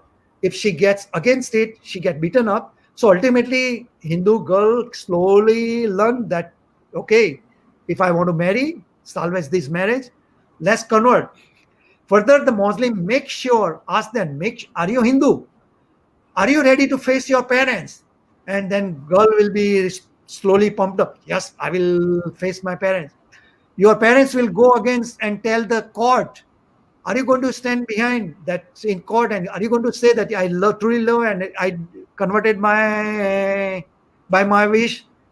Think through a month, and then Hindu girl keeps on thinking, I don't want to convert, but then ultimately I want to. Yes, I agree. I will tell in the court also. Point is, they prepare the Hindus that all those love jihad fighters will come and fight you. Are you really fight behind it? So that's why Hindu girl convert. And further, I ask that let's say you got married, had children, and then you got talak. Are you still going to remain Hindu? Are you still going to remain Muslim because you converted by your wish? She says, you kidding? I'll be back to my parents and I'll be following my home faith. Meaning, all those criteria, 4 criteria I put it on, none of them fits the choice word. There is no choice. She is converting because she was asked to. She is converting because there are a lot of positive reinforcement and negative reinforcements. She is converting because that's only way to salvage this marriage. She is converting because promise all those rose gardens. That's why she converted. So there is no choice, even though she's uttering and she's truly saying, or maybe in that time frame, month, 2 months period, she's truly feeling. But well, in your own case, that faith is not something permanent in life. It's not a steady faith all the time. When you are 5, 8 years old, you feel that I'm a true Hindu. I love Lord drama and all that. But when you are age 22, you realize that I don't like Hinduism anymore. But when you are age 35, 45, again, you may be, oh, wow, I start seeing a lot of value in Hinduism. I like yoga. I like meditation. I like Hindus' ways of having liberty and freedom to pray the way I want it. Point is, religion is never straight line all the time. It's always up and go. What I'm saying is, if you are marrying to somebody, it's best to have the choice options open. Don't get stuck in one thing. And that's what Hinduism is offering you, choice and options. And that's why I said equality. If you follow this one, that means you have an option. You like it, Islam? Take children to mosque every Friday. Take them 3 times. Only take once to Hinduism. Keep the options open. If you start liking Hinduism, take them more to Hindu mandirs. Meaning, keep the options open. That's what I'm saying it. So, the point is back to your question. Choice is it was a choice. It's actually there is no choice. And even if that Hindu party says convincingly that yes, I did it, converted because of my choice, it's only temporary. Probably 5, 10 years down the road, like that example going on in India, that Parsi girl, she may realize that this is a mistake now, and that choice was only temporary. So media keeps on bashing on the choice, but the choice was only temporary. It's not a true choice. It was a case of, I mean, it's a fake marriage. So anybody who fake convert, you need to know one thing from Bukhari. For Islam, anybody leaves Islam. Somebody asks Muhammad that what if somebody leaves Islam? What would you do in Muhammad time? I mean, in talking about in 629 30s roundabout. In Bukhari 984:57, check it out. Muhammad says, whoever change his Islamic religion, just kill him. No buts and ifs. Conversion to Islam is a very, very serious matter. You are fixing your faith, same faith all your life, and there is no guarantee that your faith will it will go up and down. You are losing that choice. Like you said, all those Khans, even though they don't believe in Islam, they don't follow Islam, but they cannot utter the word that I'm no more Muslim. I don't believe in those things. To say that I don't believe in any word in this Quran, oh my God, you are inviting a major trouble in life. So I'm telling you all and begging you, don't fake convert to Islam. This choice is a fake. It's a myth. There is no choice. You are actually losing your choice in life. You don't. You had choice being a Hindu. You can be a Hindu. You can say I'm now no more Hindu. I'm an atheist. Tomorrow you can say I'm a Buddhist. Tomorrow you can say I like church. I'm following Jesus. You have all kind of liberty, and then you can come back to Hinduism if you like it. So that's what liberty you want it. Liberty of following faith the way you want it. Islam, you are locking up. You cannot get out. Punishment, living Islam is fake. And at that point, let me put it back to you, Kalidasi, that is it true that if anybody leaves Islam, punishment is to kill that person? And as I understood, you were a Muslim before. And I believe you claiming that you are no more Muslim. So according to Bukhari 984:57, some jihadi is supposed to then kill him. I mean, how do Yes. you face in your own life? I mean, you are right here. I'm hearing Uh, from his mouth. Yes, yes. The thing is that I did not have keen interest in the religion called Islam since childhood because I had seen a very miserable, example in front of me, and that was my mother. Like she was being tormented, and what not happened with her. Oh my. And it was not a very good example to grow up, and see, or rather see and grow up, I mean, however you put it, because she was very submissive, and later on she started defending, but anyway she had to do whatever father used to say. So she did not have even the right or the will or choice towards when she wants to eat, when she wants to Uh-uh. consummate, when she wants to have a child, when she wants to wear what, when she wants to cut her hair, when she wants Uh-uh. to pray. So I saw a woman in front of me in shackles, and that made me feel sad, and that was my mother.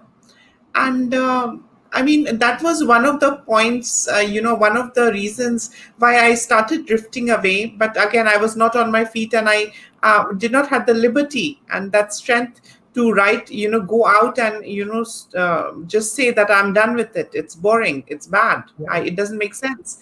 But when you come to the point of those beheading things and those killing things, um, initially when I started talking about me losing interest, they started, I mean, the family, the entire junk and the community, they started first saying that she's going through some kind of a possession of some genie and some demonic being with wings or something And like that. how old were you at that time? I was around 19. Oh I my! mean, yes, 18, 19, I started talking about it because it was not making sense to me. Wow, My you are a mother brave had, girl. You are a brave yes, girl.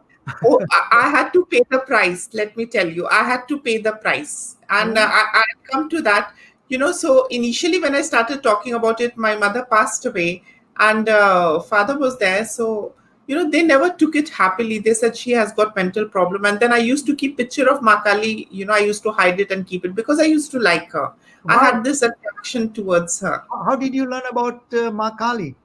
I really don't know. I mean, like, yes, I have written about Uh-huh. the entire experience in one of my books, which is yet to be published Okay, with Garuda.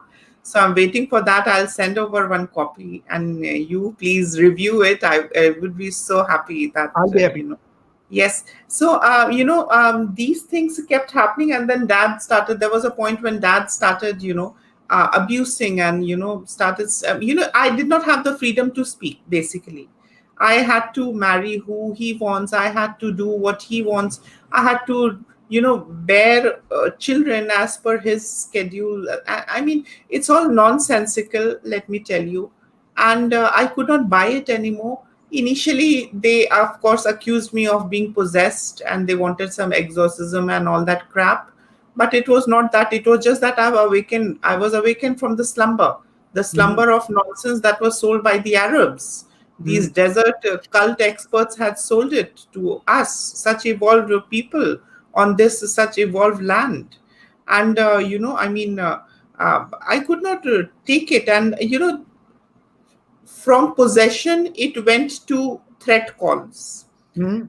From threat calls, it went to disowning me.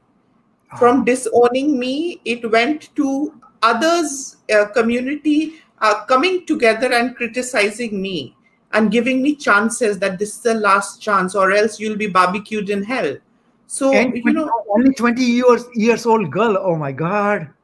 yes, I mean, it was very tormenting, but it did not happen like in just 1 year. It was all phase form because I was, I was also preparing my grounds. I was preparing so that, I can stay away from the family. I can be on my feet and I would not have to, ask for anything. And then I can God them do anything.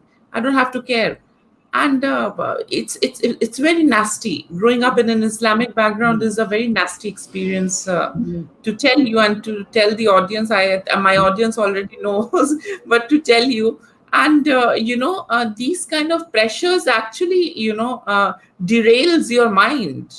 And we all were grown, we grew up hearing that kafirs are monsters, kafirs are demon worshippers, kafirs are dirty, filthy, and a lot of bullshit that they speak. I mean, my father was there, my uncles were there. This Now I realize, looking back after such a long time. I mean, it's been quite long time. Now, when I look back, it looks so funny to me that they are just unaware as to what first Sanatan Dharma is. Secondly, there is nothing called spirituality in Islam. They have given a book, a book is there, that is Quran, and it has got, yes, it has got everything in it. Yes, it has got everything in it. yeah, And, do's and don'ts, they have said. that's it. And, Very true. the most important thing, the question that started in my life was that I started asking my parents that why is Allah a man? And why the hell can't we communicate with him? And why are you saying life is a battle and we have to wait till Akhirat to go to Jannat? And that is also not decided. It might just change. Yeah. And I used to smell conspiracy, but I used to be beaten up and said that Shaitan is residing in her, she's a jinn or whatever, all that rubbish things. So I mean, to the audience, as how you have actually done so much of research, and you being a Hindu, and being in a foreign land, and still wanting to rescue and safeguard the civilization from extinction by making people aware of this. I think this is the biggest act that one can do towards dharma. This is the biggest contribution. And if people still can't learn from our experiences, then I think there has to be a web series on that ignorance. Yeah. I take, there are two take home message I take from your life, and that is, all the girls should know, be on your feet. Yes. I always tell on my website, anybody's there, make sure you have a good education, make sure you go to workplace. Even though you work 1 or 2 years, you build up the confidence that if necessary, you can go back and make your own living. So that way you are not going to put up with all those crap from your husband, because normally husband will want several children and make you home domesticated. Why that person wants to do it? Because that person wants to dominate over you. The person wants to use you as a sex slave, somebody who cooks and gives sex, and that's about it. So from a something respectable person, that person wants you to, and again, in any faith, doesn't matter Islam or Hinduism. So make sure you have a good education and go and work. You should have the capacity to make money on your own. And the second important point I'm taking from your experience, what you narrated, is that, like your mother, she put up with the bullshit crap so many years. She should have stopped up. Great. What you told me to do, husband, I'm not going to do it.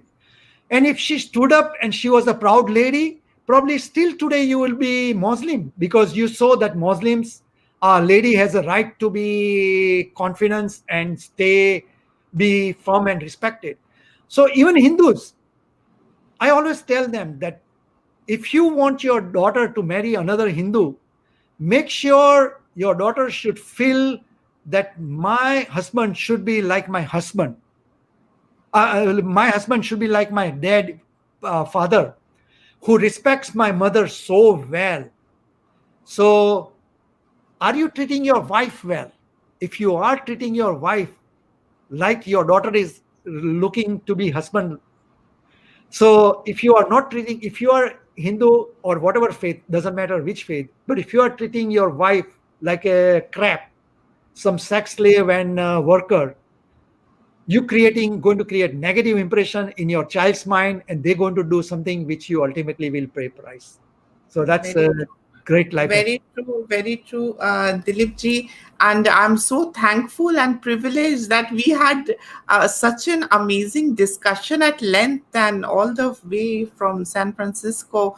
I'm really humbled and I'm really honored to have you for this live discussion. And I want to request and tell all my viewers who are watching this to go and check out, Dilip Amin ji's initiation, that he is with the Interfaith. Everything is in the description box. Please go and check out and open your eyes and share it with more people, because not much people are talking about it. And only if he is doing it with all his research and effort, I think you all should share it with more and create an awareness, because there is a lot, Aminji, the media is also sold out.